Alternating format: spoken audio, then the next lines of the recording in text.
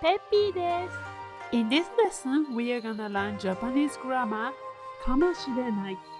Here we go! このジュースどうしようかな。捨てるの？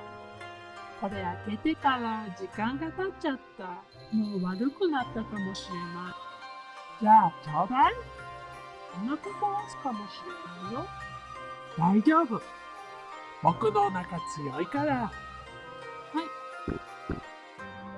大丈夫？飲まない方が良かったかも。Then let's learn the grammar. Okay. かもしれない。Perhaps or maybe. An example sentence. お腹を壊すかもしれない。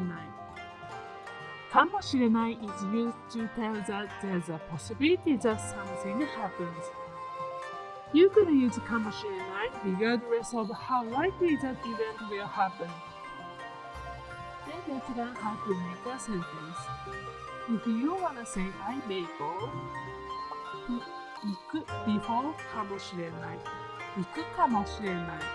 And if you wanna say I may not go, put 行かない which is nice form of 行く before かもしれない。行かないかもしれない。Also, in casual conversations, we use かも instead of かもしれない。For example, 行くかも。Then here are some example sentences. 明日は雪が降るかもしれません。走ったら電車に間に合うかもしれないよ。このボール欲しいかも。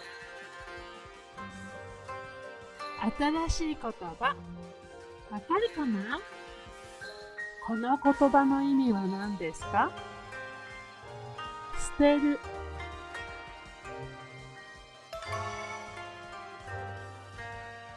時間が経つ。